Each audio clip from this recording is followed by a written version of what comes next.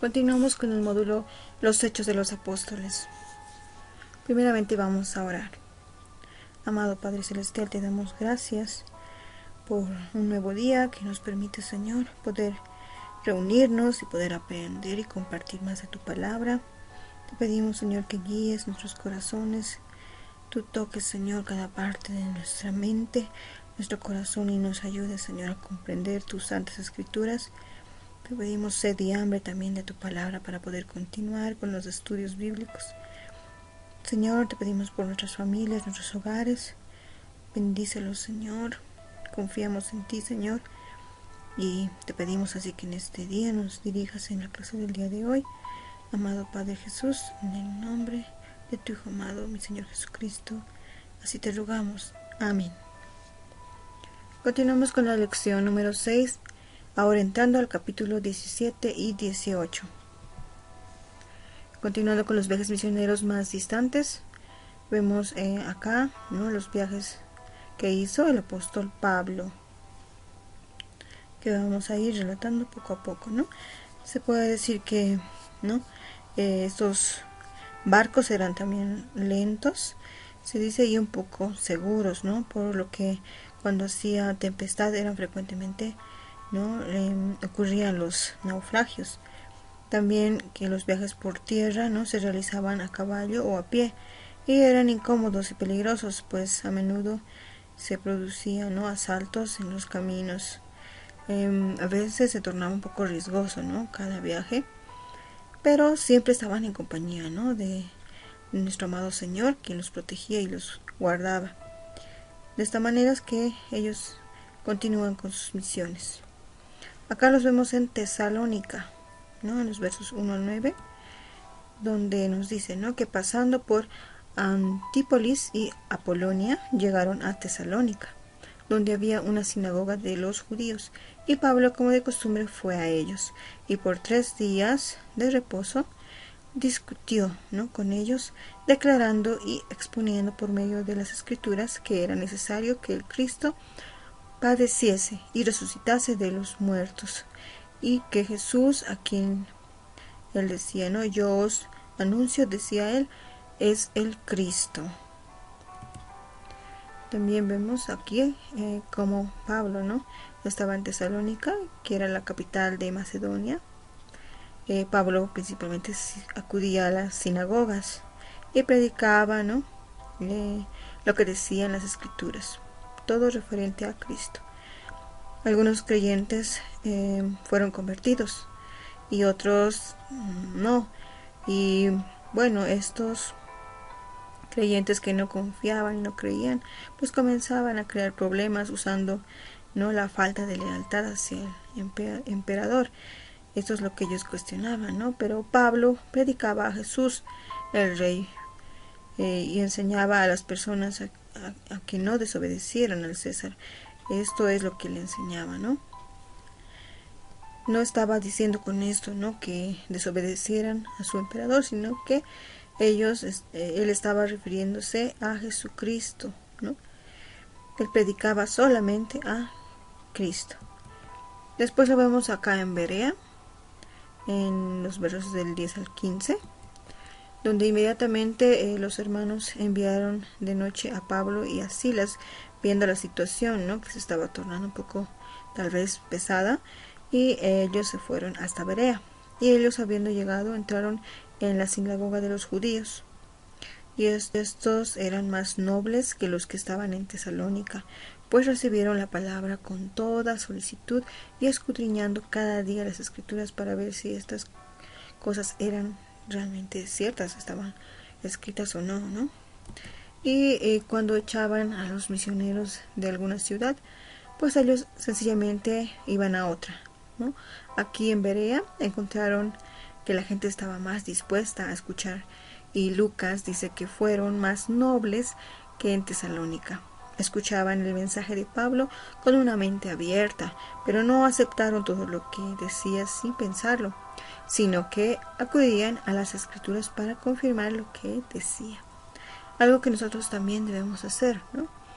No podemos confiar siempre, ¿no?, a veces en lo que nos dicen, sino ir a las escrituras y verificar, ¿no?, realmente si está escrito o no ahí. Entonces, Pablo era un gran maestro, ¿no? Por lo que podemos ver, pero los de Berea comprobaban todo lo que él decía, ¿no? Preguntando, ¿qué dice el Señor de esto? La Biblia es la única fuente de certeza referente a Dios y a la salvación. Y al comprobar que todo lo que decía Pablo estaba en las Escrituras, muchos creyeron, ¿no? Algo muy hermoso. Y Pablo tuvo que marcharse, pero Silas y Timoteo se quedaron por algún tiempo en la iglesia de Berea. Esto aconteció entonces en Berea. Ahora lo vemos en Atenas, en los versos 16 al 34, continuando con sus misiones. Mientras Pablo los esperaba en Atenas, su espíritu se enardecía viendo la ciudad entregada a la idolatría.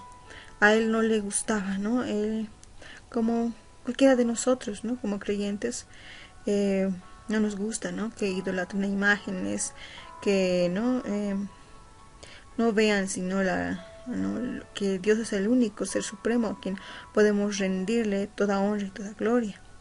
Entonces Pablo se encontraba, ¿no? Enardecido por esta situación de la idolatría. Y vemos que acá en Atenas él que era el gran centro, ¿no? Universitario de la antigüedad. Muchos de los grandes filósofos habían vivido allí. Y en los tiempos de Pablo había mucha gente interesada en las escrituras. Era también una ciudad muy religiosa que contenía cientos de ídolos que adoraban, ¿no? Entonces la mayoría de esta población estaba sumergida, ¿no? a la idolatría. Pablo no solo predicó en la sinagoga, sino que, movido por la gran idolatría que había, se fue directamente a predicar al mercado. Como los atenienses eran aficionados a cosas nuevas, al oír a Pablo predicar, le pidieron que fueran con ellos a una especie de plaza pública, situada en lo alto del monte, para que les explique estas nuevas enseñanzas. Ellos estaban ansiosos por saber, ¿no? Lo que iba a decir Pablo. Entonces, los hombres de Atenas, ¿no? demostraban aparentemente tener una mente abierta, como los de Berea, pero no creían en las escrituras ni estaban dispuestos a aceptar el mensaje de Pablo. Uno está inclinado a admirar a los grandes filósofos de la antigua Grecia, ¿no? Entonces, esto lo vemos y vemos que la mente humana, ¿no? sin la revelación de Dios, es incapaz de encontrar la verdad de Dios. Hoy también los sabios son capaces de pensar en cosas maravillosas, pero al cerrar sus mentes a la luz de la revelación divina, no pueden llegar a la verdad. Están cegados en ellos mismos, ¿no? No pueden ver con exactitud que la verdad está ahí, ¿no? Y vemos ahí, ¿no? El Dios verdadero, ¿no? Será siempre un Dios desconocido. Él de esa manera, ¿no? Quiere hacer notar, ¿no? al Señor en este lugar. Vemos también el discurso de Pablo en Atenas, algo muy importante, ¿no? Donde él no toma citas de las escrituras, ya que esta gente no era judía, sino pagana. Les dice que el Dios creador es un Dios de amor, pero que juzgará al mundo en justicia por el pecado de haberse apartado de él. Él es el juez de todos, que Dios resucitó de entre los muertos, el Señor Jesucristo. De esa manera es que se refiere Pablo, ¿no? Y enaltece el nombre de Jesucristo. Después continuamos que antes que Pablo pudiese terminar lo que quería decir acerca de Cristo, las gentes empezaron a reírse porque no creían en la resurrección, ya que estos no eran, ¿no? judíos. Antes que Pablo pudiese terminar lo que quería decir acerca de Cristo, las gentes empezaron a reírse, como hemos dicho anteriormente, porque estos no creían, ¿no?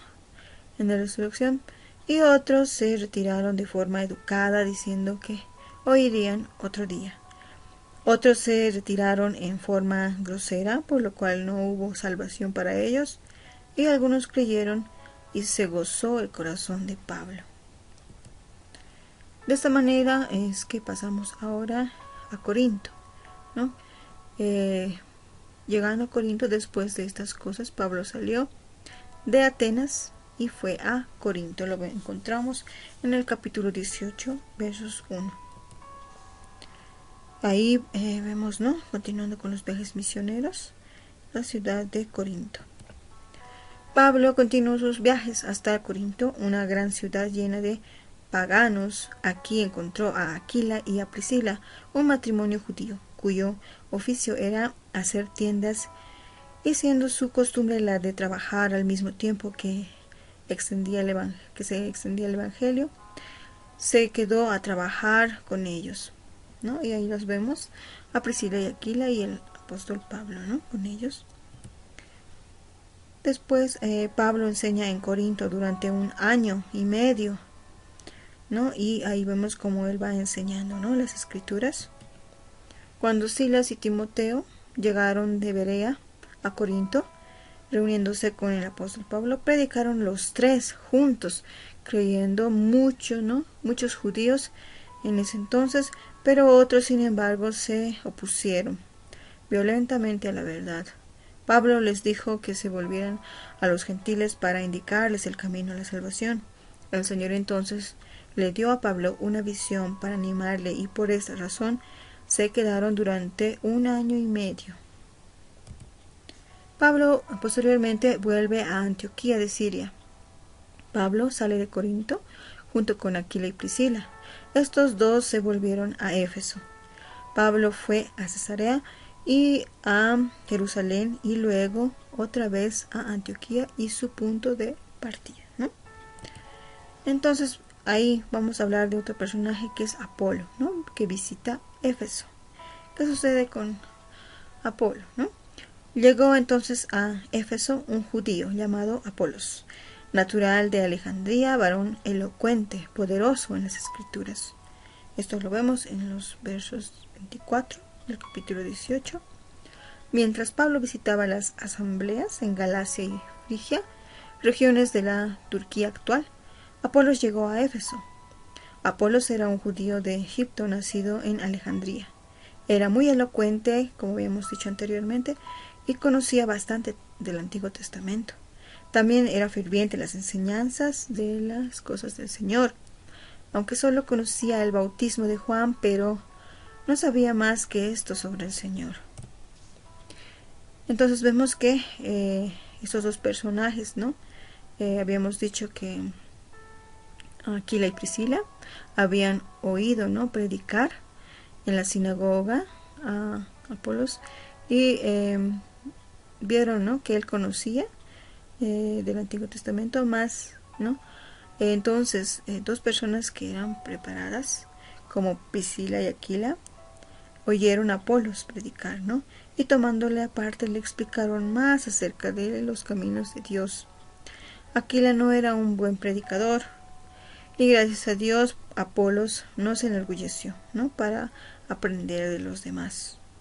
Aunque era un gran predicador, con este nuevo conocimiento Apolos quería ir a Grecia y a predicar allí a Cristo, el único Salvador, ¿no?